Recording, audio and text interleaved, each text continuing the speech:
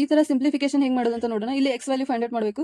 So percentage ಇದ್ದಾಗ ನಮಗೆ ಇಲ್ಲಿ ಝೀರೋ ಇದ್ದಾಗ ಪರ್ಸೆಂಟೇಜ್ ಮಾಡುವಂತ ಈಸಿ ವೇ ಏನಂದ್ರೆ ಪರ್ಸೆಂಟೇಜ್ ಅಂದಾಗ 100 ಬರುತ್ತೆ, ಡಿವೈಡ್ ಬೈ 100 ಇರುತ್ತೆ. ಸೊ ಈ ಝೀರೋ ಕ್ಯಾನ್ಸಲ್ ಆಗಿ 12 ಇಂಟು 8 ಎಷ್ಟಾಗುತ್ತೆ 96 minus x is equal to 65 into 3 ಎಷ್ಟಾಗುತ್ತೆ 195 ಅನ್ನು ನಾವು ಈ ಕಡೆ ತಗೊಂಬಂದ್ರೆ 96 minus 195 is equal to x. So x value ಏನಾಗುತ್ತೆ ಮೈನಸ್ 99 ಆಗುತ್ತೆ, ಯಾಕಂದ್ರೆ ಮೈನಸ್ ದೊಡ್ಡ ಸಂಖ್ಯೆ ಮೇಲೆ ಇದ್ದಾಗ. ಸೊ ಇದ್ರ ಆನ್ಸರ್ ಮೈನಸ್ 99 ಆಗುತ್ತೆ. ಇದನ್ನು ಸೇಮ್ ವೇಲ್ ಮಾಡೋಣ. ಪರ್ಸೆಂಟೇಜ್ ಅಂದ್ರೆ ಈ ಝೀರೋ ಹೋಗುತ್ತೆ. Next x plus 9 into 11 99 is equal to 84 into 3 252. X is equal to ಈ ಪ್ಲಸ್ 99 ಈ ಕಡೆ ಹೋದ್ರೆ ಏನಾಗುತ್ತೆ ಮೈನಸ್ 99 ಆಗುತ್ತೆ.